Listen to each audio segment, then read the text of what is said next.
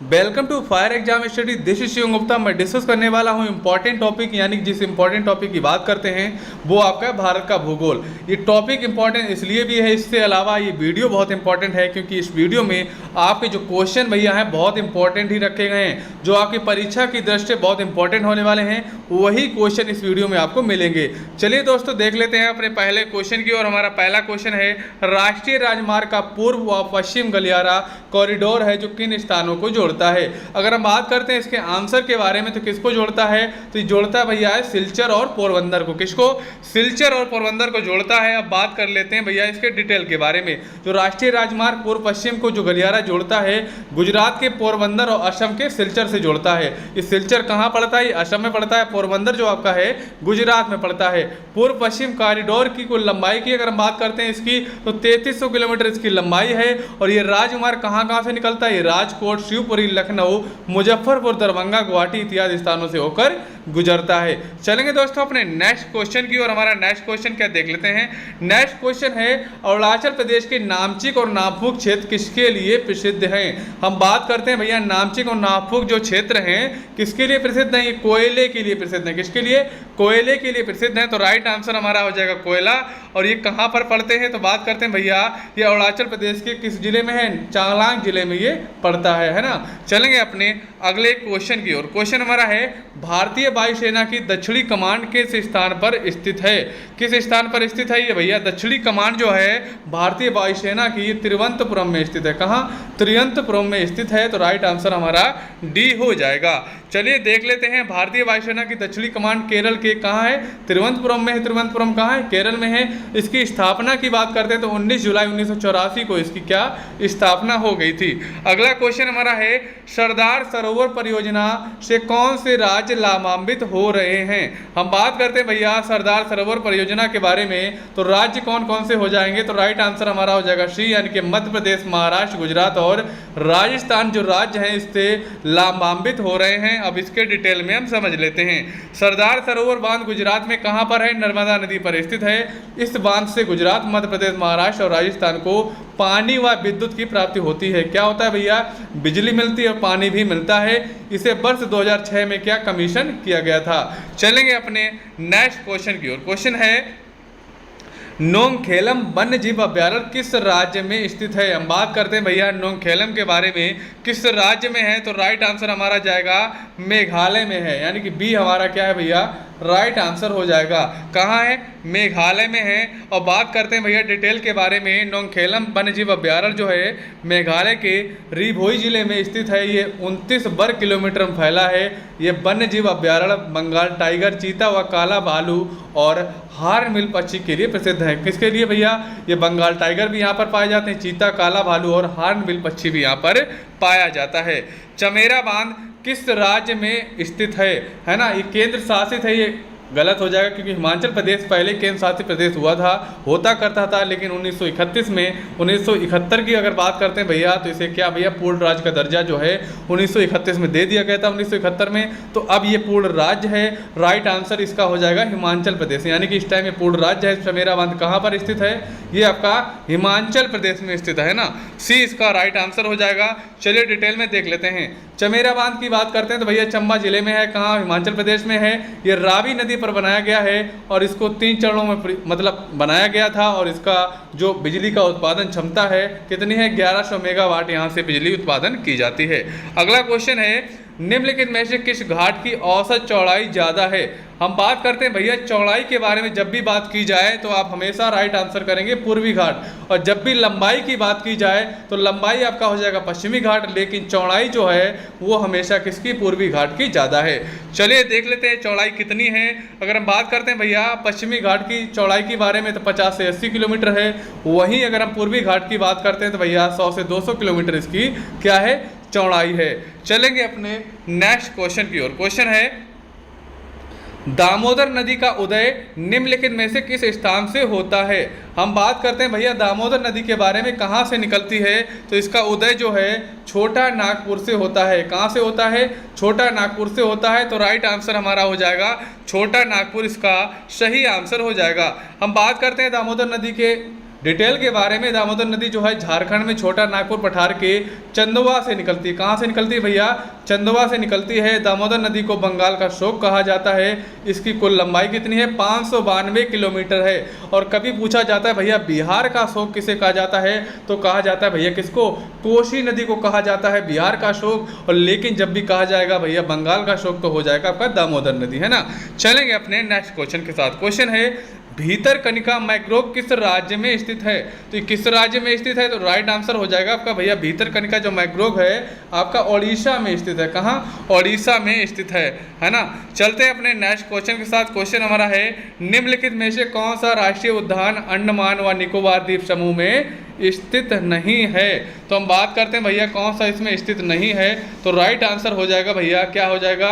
गुइंदी राष्ट्रीय उद्यान। कौन सा है? गुइंदी राष्ट्रीय उद्यान जो है इस द्वीप समूह में स्थित नहीं है। चलिए जान लेते हैं कहाँ पर स्थित है। गुइंदी राष्ट्रीय उद्यान कहाँ पर है? तमिलनाडु के चेन्नई में स्थित है। ये राष्ट्रीय उद्यान 2 क्या हो जाएगा 70 वर्ग किलोमीटर क्षेत्र में क्या हुआ है? फैला हुआ है। कहाँ पर स्थित है? तमिलनाडु में स्थित है। चलेंगे नेक्स्ट क्वेश्चन पर। क्वेश्चन हमारा क्या है देख लेते हैं। क्वेश्चन है निम्नलिखित में से कि पौधे को बंगाल का आतंक कहा जाता है, यानी कौन सा पौधा है इसमें से जिसे हम बंगाल का आतंक कहते हैं? तो राइट आंसर की बात करते हैं तो राइट आंसर क्या हो जाएगा भैया? ए वाला इसका राइट आंसर हो जाएगा। यानी कि वाटर जो हाइथिंग है ना, इसे हम क्या कहते हैं? बंगाल का आतंक कहा जाता है। और इसके बारे में डिटेल में देख लेते हैं। वाटर जो हाइथिंग एक जलीय पौधा है। ये मूल रूप से कहाँ पाया जाता है? मूल रूप से दक्षिण अमेरिका के अमेजन क्षेत्र में पाया जाता है। बंगाल में भी पाया जाता है लेकिन कम पाया जाता है। मूल रूप से भैया अमेरिका के कहाँ? दक्षिण अमेरिका के अमेजन क्षेत्र में पाया जाता है। अब बात करते हैं भैया पैंगोंग झील के बारे में, जो हमारा चाइना से विवाद चलता रहता है, उस झील के बारे में बात करने जा रहे हैं। तो भैया कहाँ पर स्थित है? अगर स्थिति की बात करते हैं तो भैया कहाँ है? ये जम्मू कश्मीर में स्थित है। तो राइट आंसर हमारा जाएगा जम्मू कश्मीर, इसका जो है सही आंसर हो जाएगा। चलिए दोस्तों देख लेते हैं अपने नेक्स्ट क्वेश्चन से पहले इसको डिटेल में समझ लेते हैं। ये जम्मू कश्मीर के कहाँ? लद्दाख में स्थित है। जो पहले क्या था भैया? जम्मू कश्मीर लद्दाख एक में ही था, लेकिन अब क्या है भैया? इसको केंद्र शासित प्रदेश दोनों को अलग अलग बना दिया गया है। तो अब बात की जाएगी पैंगोंग झील के बारे में, तो आप सही आंसर क्या करेंगे? लद्दाख बताएंगे। लेकिन पहले जम्मू कश्मीर लद्दाख एक ही में था ना, जम्मू कश्मीर के अंतर्गत लद्दाख आता था। और इस झील की भैया क्या बोलते हैं? ऊंचाई की बात करते हैं तो इसकी ऊंचाई है 4350 मीटर ऊंचाई पर स्थित है। चलेंगे अपने नेक्स्ट क्वेश्चन की ओर। क्वेश्चन है निम्नलिखित में से किन उत्तरी पूर्वी राज्यों से कर्क रेखा गुजरती है? हम बात करते हैं भैया किसकी? उत्तरी पूर्वी राज्यों के बारे में। तो राइट आंसर क्या हमारा हो जाएगा? राइट आंसर हमारा हो जाएगा बी, यानी कि त्रिपुरा और मिजोरम जो है इसका राइट आंसर हो जाएगा। अब बात करते हैं डिटेल के बारे में, कहाँ कहाँ से निकलती है। टोटल की बात की जाए तो भैया कर्क रेखा जो भारत के किन राज्यों से गुजरती है? तो राजस्थान, गुजरात, मध्य प्रदेश, छत्तीसगढ़, झारखंड, पश्चिम बंगाल, त्रिपुरा और मिजोरम से होकर गुजरती है। क्या? कर्क रेखा गुजरती है। उत्तर प्रदेश की सीमा कितने राज्यों से लगती है? तो राइट आंसर हो जाएगा कितने राज्यों से लगती है? तो 8 राज्यों से लगती है, यानी कि डी इसका सही आंसर हो जाएगा। और कौन कौन से राज्य हैं हम बात करते हैं भैया। आपका पहला हो जाएगा उत्तराखंड, हिमाचल प्रदेश, हरियाणा, राजस्थान, मध्य प्रदेश, छत्तीसगढ़, झारखंड, बिहार और दिल्ली से होकर क्या भैया ये गुजरती है। किसकी सीमा? उत्तर प्रदेश की। चलेंगे अपने नेक्स्ट क्वेश्चन पर। क्वेश्चन है भारत में मुगा रेशम किस एकमात्र राज्य द्वारा उत्पादित किया जाता है? हम बात करते हैं मुगा रेशम के बारे में, किस राज्य में इसका उत्पादन होता है? तो राइट आंसर जाएगा असम के साथ। असम में उत्पादन होता है किसका? मुगा रेशम का। तो राइट आंसर हो जाएगा असम। डिटेल में समझ लेते हैं। मुगा रेशम एंथ्रिया असामेसिक नामक रेशम कीट द्वारा उत्पादित किया जाता है। यह रेशम काफ़ी टिकाऊ व उत्तम गुणवत्ता युक्त होता है। तो राइट आंसर हमारा हो जाएगा असम। चलेंगे अपने नेक्स्ट क्वेश्चन के साथ। क्वेश्चन हमारा है अरावली और विंध्य क्षेत्र के बीच में कौन सा पठार स्थित है? अगर हम पठार की बात करते हैं भैया अरावली और विंध्य क्षेत्र के बारे में, तो कौन सा पठार है? तो मालवा जो इसका है राइट आंसर हो जाएगा। कौन सा पठार है? मालवा का पठार राइट आंसर है। मालवा पठार में जो क्या है भैया राजस्थान और मध्य प्रदेश का क्षेत्र आता है। कौन सा? एमपी का और राजस्थान का क्षेत्र आता है। ये पठार जो है लगभग 81,767 वर्ग किलोमीटर क्षेत्र में क्या फैला हुआ है। चलेंगे अपने नेक्स्ट क्वेश्चन के बारे में। क्वेश्चन हमारा है भारतीय बरानी कृषि अनुसंधान केंद्र किस स्थान पर स्थित है? हम बात करते हैं इसके आंसर के बारे में, तो भैया राइट आंसर जाएगा आपका हैदराबाद में स्थित है। कहाँ है? हैदराबाद में स्थित है, इसका राइट आंसर हो जाएगा। भारतीय बरानी कृषि अनुसंधान केंद्र हैदराबाद में स्थित है।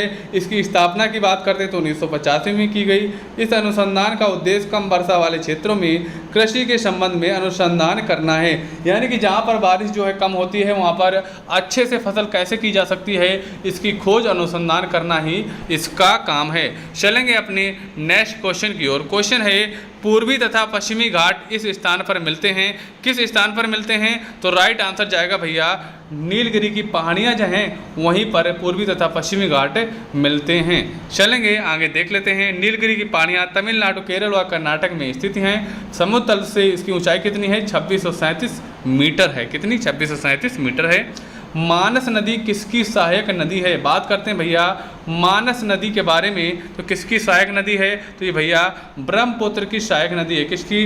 मानस नदी जो है ब्रह्मपुत्र की सहायक नदी है। चलेंगे अगले क्वेश्चन को देख लेते हैं। मानस नदी के बारे में जान लेते हैं। मानस नदी जो है असम और भूटान में बहती है। इसकी कुल लंबाई की बात करते हैं 376 किलोमीटर। कितनी? 376 किलोमीटर है। भारत एक अधिकांश क्षेत्र खारे पानी के मगरमच्छ दुर्लभ हैं, परंतु किस क्षेत्र में खारे पानी के मगरमच्छ आम हैं? तो राइट आंसर क्या हो जाएगा? ओडिशा व सुंदरबन इसका जो है क्या हो जाएगा?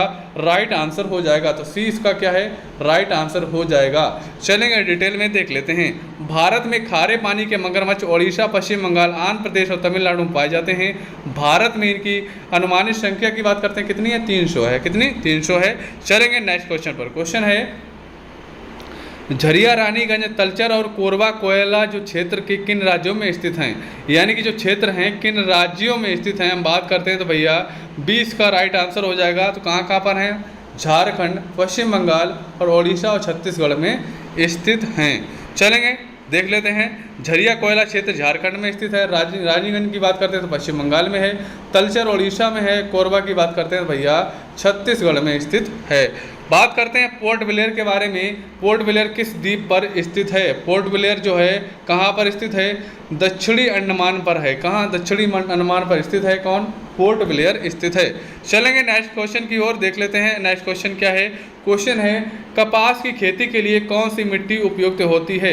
हम बात करते हैं भैया कपास की खेती के लिए सबसे इम्पोर्टेंट जो मिट्टी है भैया काली मृदा होती है। काली मिट्टी के लिए कपास जो खेती है बहुत अच्छी होती है काली मिट्टी से। चलिए डिटेल में देख लेते हैं। कपास के लिए काली मिट्टी सर्वोत्तम होती है। भारत में दक्कन पठार में काली मिट्टी के कारण वहाँ कपास की खेती बड़े पैमाने पर की जाती है। भारत में कपास की खेती मुख्य रूप से कहाँ कहाँ होती है? महाराष्ट्र, गुजरात और आंध्र प्रदेश में ही की जाती है। चलेंगे नेक्स्ट क्वेश्चन की ओर। क्वेश्चन हमारा नेक्स्ट है अरुणाचल प्रदेश और सौराष्ट्र के बीच कौन समय का अंतर कितना है? हम बात करते हैं भैया अरुणाचल प्रदेश जो है पूरब में पड़ता है। सौराष्ट्र जो है कहाँ? गुजरात में पड़ता है। गुजरात यानी कि पश्चिम में पड़ता है। पूरब में अरुणाचल प्रदेश है। इसके समय के अंतर की बात करते हैं तो कितना समय का अंतर है? यानी कि 2 घंटे का अंतर आ जाता है। यानी कि इतनी डिस्टेंस में 2 घंटे का अंतर आ जाता है। तो राइट आंसर 2 घंटे हो जाएगा। सौराष्ट्र कहाँ पर है? सौराष्ट्र भैया भारत में गुजरात में स्थित है, जबकि अरुणाचल प्रदेश उत्तर पूर्व में स्थित है। दोनों स्थानों के बीच की भौगोलिक दूरी अधिक होने के कारण क्या है? समय अंतराल होता है। कितना अंतर है? 2 घंटे से। अगर बात करते हैं समय, मानक समय कहाँ से लिया गया? भारत में इलाहाबाद नैनी से लिया गया। कहाँ? इलाहाबाद नैनी से लिया गया है। निम्नलिखित में से कौन सा शहर उष्ण जोन में नहीं आता? बात करते हैं भैया उष्ण जोन में कौन नहीं आता है? तो ये आपका जयपुर है जो उष्ण जोन में नहीं आता है। चलते हैं अपने क्वेश्चन की ओर। क्वेश्चन हमारा क्या था? क्वेश्चन के बारे में देख लेते हैं, है ना। जयपुर हमारा राइट आंसर था। कर्क रेखा और मकर रेखा के बीच क्षेत्र को क्या कहा जाता है भैया? उष्ण जोन कहा जाता है। और इस क्षेत्र में कौन नहीं आता? आपका जयपुर नहीं आता है। निम्नलिखित में से दक्कन पठार की मुख्य फसल क्या है? हम बात करते हैं भैया दक्कन पठार की मुख्य फसल क्या है? इनकी मुख्य फसल क्या है? कपास है। क्या है? डी इसका राइट आंसर हो जाएगा। अगले क्वेश्चन पे चलेंगे, देख लेते हैं। हमारा अगला क्वेश्चन क्या है? मणिपुर राज्य के सबसे बड़ा कुटीर उद्योग कौन सा है? हम बात करते हैं भैया मणिपुर राज्य का सबसे क्या है? हथकरघा उद्योग राइट आंसर हो जाएगा। क्या? हथकरघा इस उद्योग जो है इसका राइट आंसर हो जाएगा। 28 पे चलते हैं। 28 से पहले डिटेल देख लेते हैं। मणिपुर में लगभग 4 लाख लोग हथकरघा उद्योग से जुड़े हुए हैं। इसमें अधिकतर कौन सी हैं? महिलाएं हैं भैया। इंडोनेशिया में खेती का तरीका लद्दाख भारत के किस हिस्से में प्रचलित है? तो राइट आंसर की बात करते हैं तो राइट आंसर हमारा हो जाएगा उत्तर पूर्व भारत में प्रचलित है। कहाँ पर है? उत्तर पूर्व भारत में प्रचलित है। तो राइट आंसर हमारा हो जाएगा ए, इसका राइट आंसर हो जाएगा। निम्नलिखित में से किस बंदरगाह को बंटवारे का पुत्र कहा जाता है? तो बंटवारे का पुत्र किसे कहा जाता है? ये कांडला बंदरगाह है। कहाँ है? कांडला बंदरगाह को बंटवारे का पुत्र कहा जाता है। कांडला बंदरगाह गुजरात में स्थित है। इसका निर्माण जो है 1950 में किया गया था। बेतला राष्ट्रीय उद्यान किस राज्य में स्थित है? हम बात करते हैं भैया बेतला राष्ट्रीय उद्यान की, तो किस राज्य में स्थित है? तो राइट आंसर जाएगा बी के साथ, यानी कि फर्स्ट झारखंड में स्थित है। तो 30 का बी सही हो जाएगा। बेतला राष्ट्रीय उद्यान झारखंड के लातेहार जिले में स्थित है। यह राष्ट्रीय उद्यान विभिन्न प्रकार के पक्षियों के लिए काय के लिए प्रसिद्ध है? विभिन्न प्रकार के पक्षियों के लिए प्रसिद्ध है। अगर दोस्तों आपको भारत के भूगोल का वीडियो अच्छा लगा तो वीडियो को लाइक करें और कमेंट्स करके जरूर बताएं आपको वीडियो कैसा लगा।